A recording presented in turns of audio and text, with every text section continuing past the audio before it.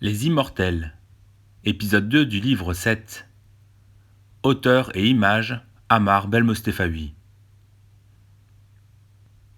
Entrée dans le dôme de verre. Nous avons fait le tour, impossible de nous approcher de ce bâtiment à moins de 400 mètres. Des capteurs sont placés tout autour du dôme. Sous l'effet de la chaleur écrasante, je suffoque sous ma tenue furtive. Notre stock d'eau est presque vide, et le peu qu'il nous reste est aussi chaud que la température qui brûle le sol de ce désert. Après mûre réflexion, je ne vois qu'un moyen d'entrer dans ce lieu, me constituer prisonnier. Après avoir retiré ma tenue furtive et l'avoir laissée à Saturnin, je me suis rendu devant la porte principale du dôme. En moins de 2 minutes, j'étais cerné par des brassards rouges. Quand la porte principale s'est ouverte, d'autres hommes armés m'attendaient accompagnés d'un scientifique blond à blouse blanche, Monsieur Z. Le titan était censé avoir profité de l'occasion pour nous suivre de près et s'infiltrer dans le bâtiment. Si ce n'est pas le cas, j'aurai très peu de chances de sortir un jour de ce dôme ultra sécurisé. Monsieur Z semblait être norvégien et surpris de me voir sur ce site. Il avait une carrure imposante et les yeux bleus. Ce scientifique est mon concurrent sur le sujet de l'immortalité. Il s'est retrouvé dans cette prison de verre comparable à un paradis. Il y avait de la flore, mais aussi de la faune. Ce qui ressort le plus de ce dôme, ce sont les cascades d'eau qui viennent s'écraser dans un bassin dans lequel des enfants sont en train de jouer. Ce qui semble être des mères de famille surveillent leur progéniture. D'après ce que j'ai pu remarquer, seuls les soldats possédant des brassards verts ont accès au premier étage à certaines zones. Les brassards rouges sont plus lourdement armés. Cet endroit est magnifique, encore plus beau de l'intérieur que de l'extérieur. C'est une ville très organisée qui se trouve sous ce puits de lumière. Je comprends pourquoi ce Norvégien a le visage marqué par un sourire constant. Lorsque ce dernier me voit lever la tête vers le plafond de verre, il m'indique que la réverbération de ce bâtiment alimente les lieux et elle permet aussi de ne pas détecter le dôme via un satellite. Je me suis mis dans un sacré pétrin. Il y a un problème. Je respire mal, encore plus difficilement qu'à l'extérieur de ce dôme. Monsieur Z, ou le Norvégien si vous préférez, sans trop entrer dans le détail, m'indiqua de ne pas m'inquiéter. La pression atmosphérique n'est pas la même qu'à l'extérieur. Il devait y avoir une logique scientifique à cela. Il m'a indiqué travailler sur plusieurs sujets, dont l'immortalité. Il me montra le laboratoire qu'il dirige. On y retrouve pas moins de 500 scientifiques de pays différents. D'après ses dires, je serai la pièce manquante à son puzzle.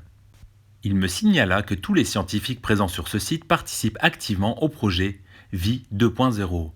Pour faire simple, ils avaient réussi à s'emparer d'une bonne partie de mes travaux, mais il leur manquait quelque chose d'important qui réside, entre autres, dans ma tête et que je n'ai jamais mis par écrit. La clé de l'immortalité. Monsieur Z m'indiqua que maintenant que j'étais venu à eux, ils pouvaient enfin finaliser le projet Vie 2.0. Ils ont eu peur qu'il me soit arrivé quelque chose de grave quand ils ont vu que je n'étais plus présent sur mon poste de travail au centre de recherche. C'est pour cette raison qu'ils avaient dépêché une équipe dans mon ancienne maison partie en flammes. La question qui se pose est de savoir depuis combien de temps ils m'espionnent et qu'ils ont piraté mon travail. Afin de me pousser à coopérer, le Norvégien m'indiqua que personne ne sort de ce bâtiment vivant. La plupart d'entre eux ne tentent même pas de s'évader de ce paradis vert, au milieu du désert, et y restent de leur plein gré. Avec un léger sourire en coin, qui accentuait encore plus son rictus naturel, il précisa que je le savais déjà, puisque je suis déjà mort et enterré. Il avait raison sur ce sujet. Plus personne ne cherchait après moi, car j'étais supposé être enterré depuis plusieurs jours déjà. Monsieur Z me fit comprendre qu'il préférait que je leur délivre le chaînon manquant lié à l'immortalité, que je donne ce qu'il se trouve dans ma tête. Cela leur éviterait de m'ouvrir le crâne et aussi j'éviterais par la même occasion des sévices. J'allais donc coopérer. Mais avant toute chose, je voulais voir la fille de notre hôte, de notre chauffeur. Un peu stupéfait que je sache que certains avaient été kidnappés par son organisation, sorte de coopération forcée, il demanda à un brassard vert d'aller chercher Warda. Cette femme se présenta quelques minutes après. Je lui ai parlé de son père, qui la cherchait et qui avait espoir qu'elle soit toujours vivante. En la présence de Monsieur Z, cette femme aux yeux de biche m'indiqua que c'est en effet le cas, et que pour rien au monde, elle ne quittera le dôme. Elle ne veut pas quitter ce paradis de verdure qui n'existe nulle part sur la planète. Dans cette bulle, elle se sent en sécurité par rapport à tous les dangers extérieurs. Elle déclara qu'elle avait des conditions de travail de rêve dans ces lieux et que jamais elle ne partira. Pour cette jeune femme, le danger est à l'extérieur et pas à l'intérieur. Ce magnifique lieu était en effet le plus bel endroit que j'avais vu de ma vie. J'étais venu pour tenter de tout détruire. Je vais y réfléchir à 2 fois avant d'essayer de commettre cet acte. Il fallait que je gagne du temps et que j'en sache plus sur ce site. Son objectif principal est secondaire. Visite du laboratoire et gène de l'immortalité. J'ai rapidement compris que le 3/4 de mes travaux avaient été volés et que pas moins de 200 ingénieurs travaillaient sur le sujet. Ils m'ont accueilli tout sourire et les bras ouverts. En ces lieux, je n'avais de prisonnier que le nom. Idem pour ces gens qui semblaient tous épanouis dans ce dôme.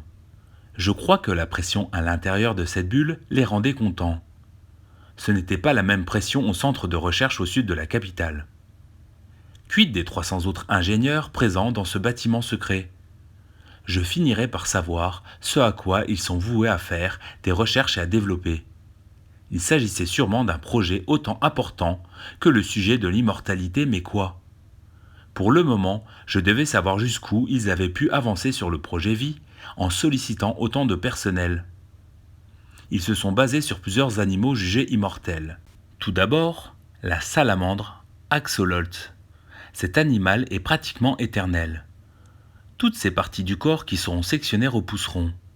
Son processus de vieillissement se met en route uniquement si cette espèce est soumise à respirer de l'air et à ne plus vivre dans les mêmes conditions que le poisson. C'est sur ce procédé que se sont basés les 200 chercheurs. Ils ont également axé leurs recherches sur Turritopsis nutricula. Cette méduse a pour particularité d'inverser le processus de vieillissement.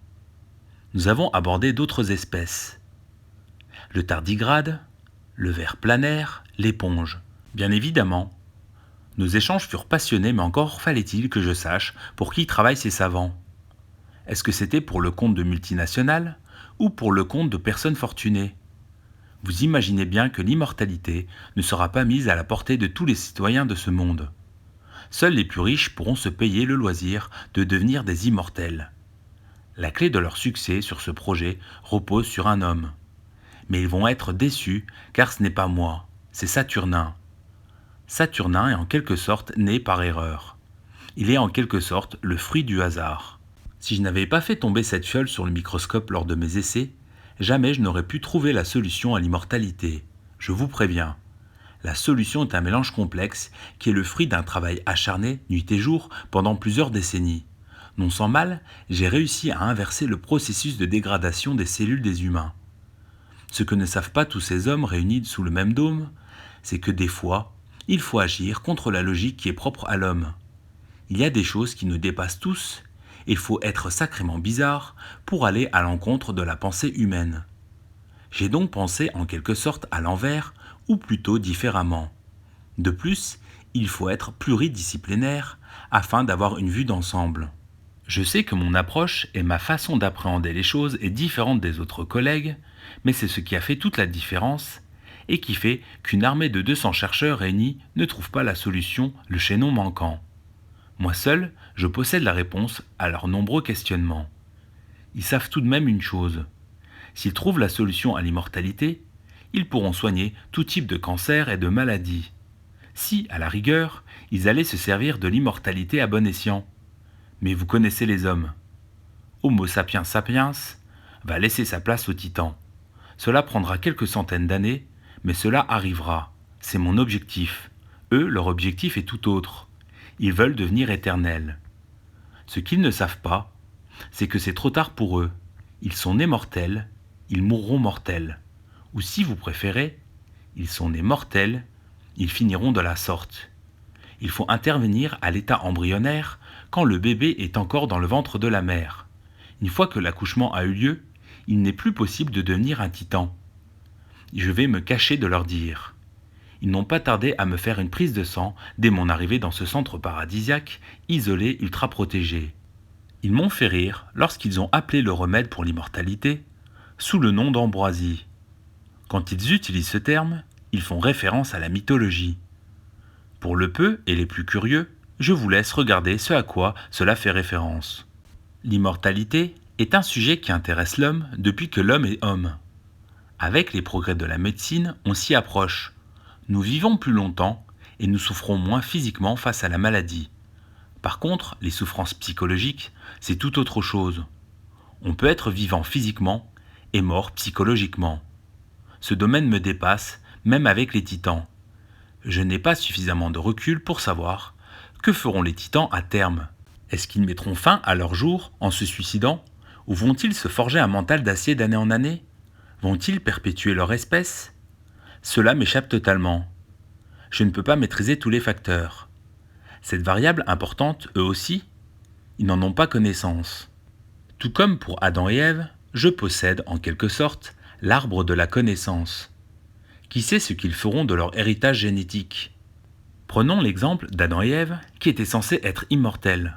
À cause du fruit de cet arbre, qui leur avait été interdit de manger, ils ont fini par ne plus être éternels et être chassés du jardin d'Éden. Est-ce que j'avais trouvé le moyen de contredire ce texte biblique, ou au contraire, est-ce qu'au moindre péché, les titans deviendront mortels? Est-ce qu'enfin, des immortels pourront vivre sur terre en la présence de mortels?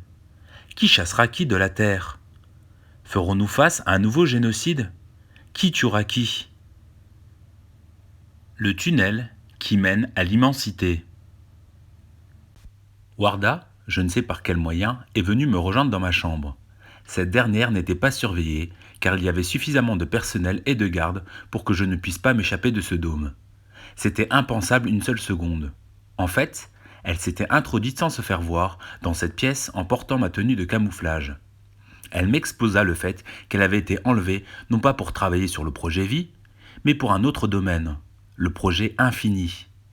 Elle m'indiqua que sa famille lui manquait, mais être associée à un projet qui peut changer la vie des humains supprimerait toute guerre liée à l'énergie.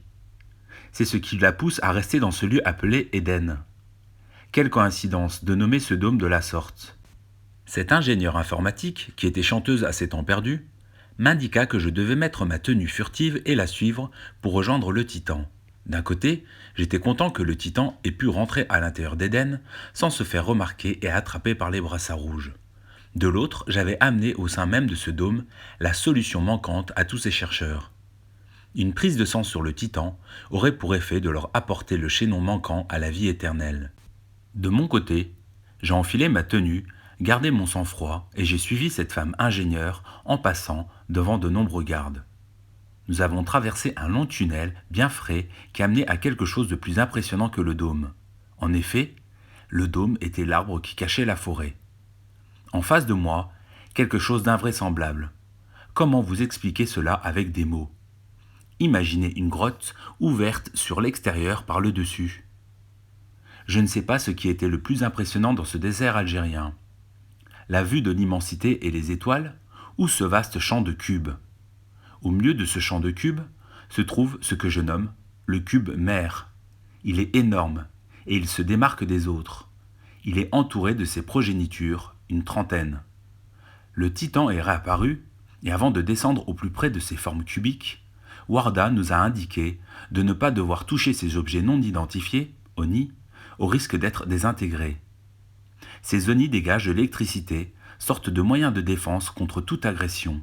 Ils sont auto-alimentés en continu, vraisemblablement au contact du sol. Après une longue descente par des escaliers prévus à cet effet, nous avons donc rejoint le cube mère. Sur ce gigantesque objet, on pouvait voir une sorte de chronomètre. Des formes revenaient régulièrement sur ce qui semblait être un décompte. Que se passera-t-il une fois que le compteur passera à zéro? Warda nous divulgua qu'elle ne connaît pas l'origine de ces machines. Elles possèdent toutes une écriture ancienne sur une des faces. Ils ne savent pas ce qu'il se passera une fois que le compte à rebours sera fini. Est-ce que ces machines vont détruire la planète?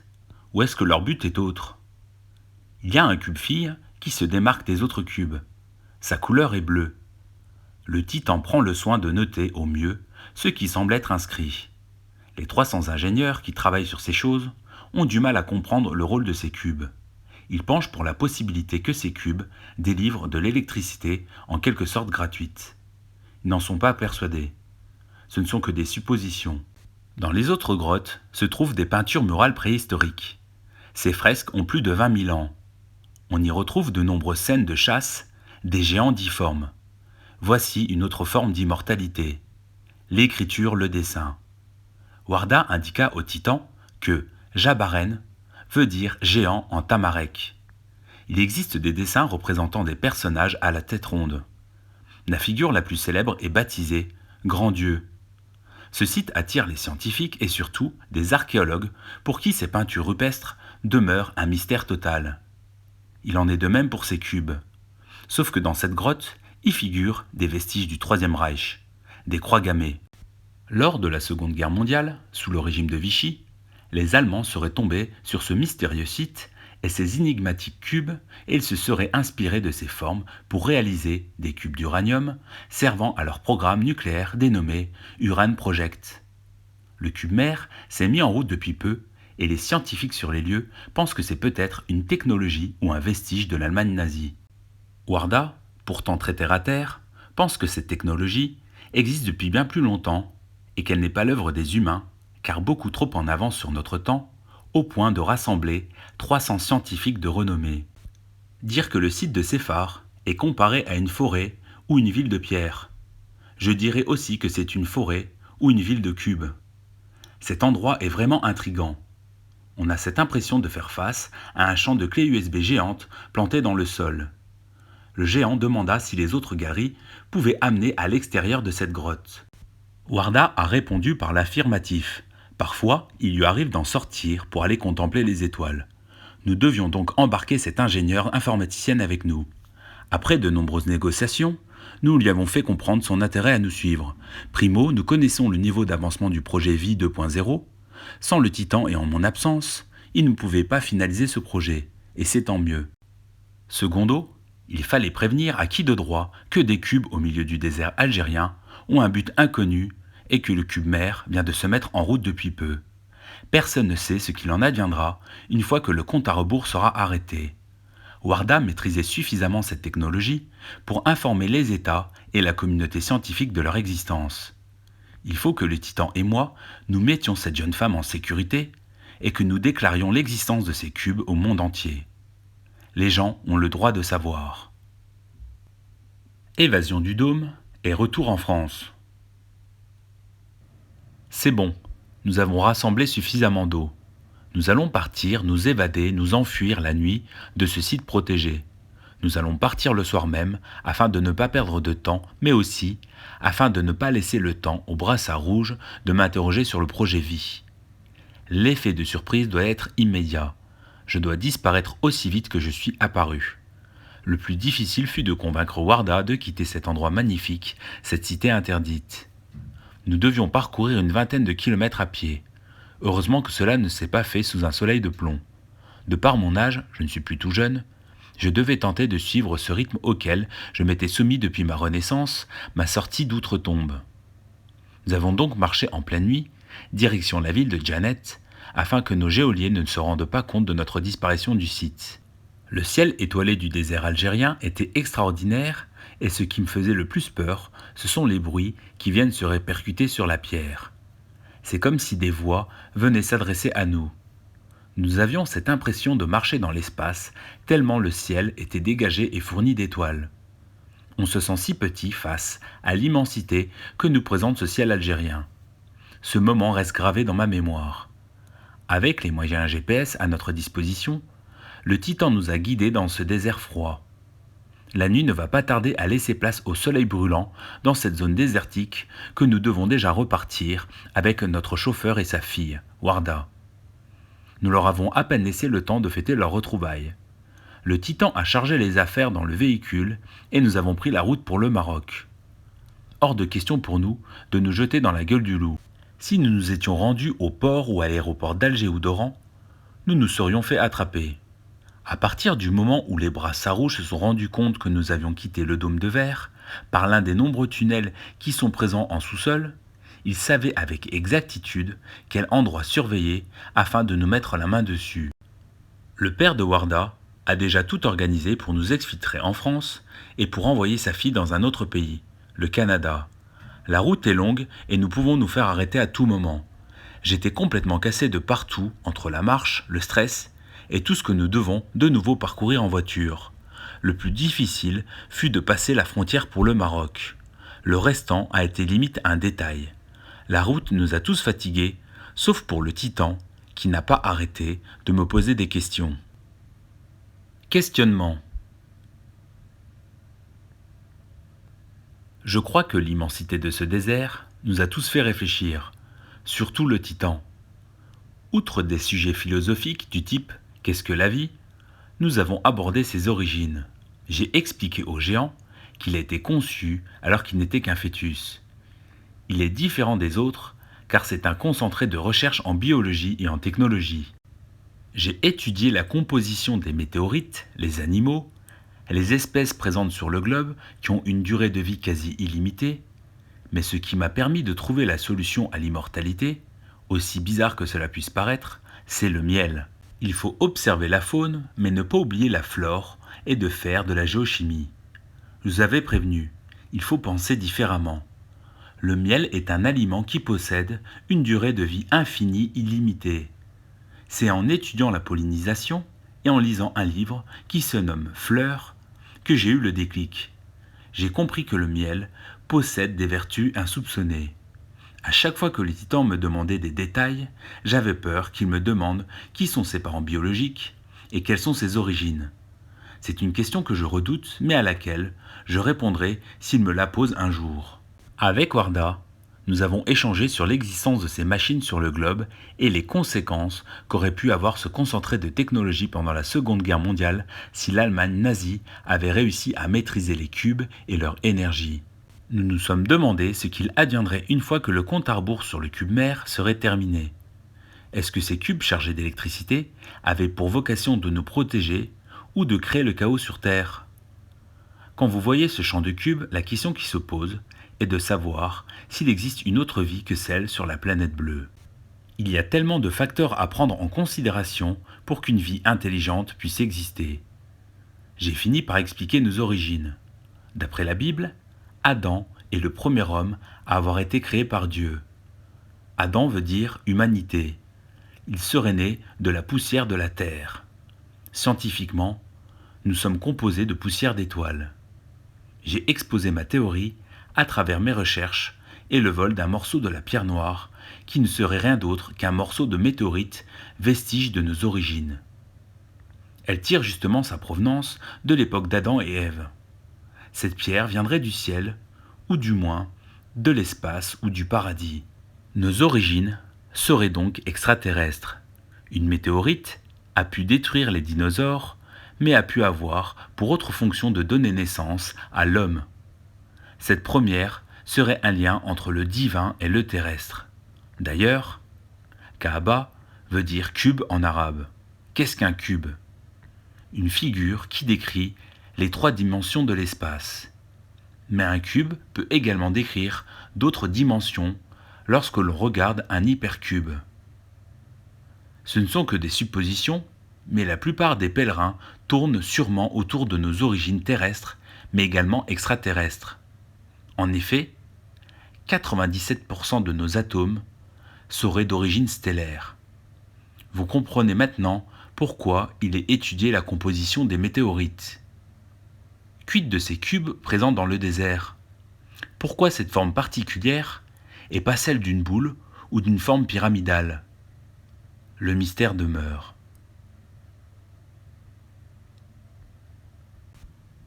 C'est la fin de l'épisode 2 de ce livre 7 dénommé Les Immortels.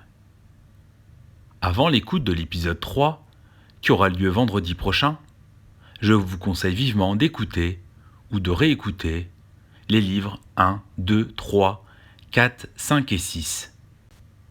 En attendant les prochains épisodes et les prochains livres, je vous dis à bientôt.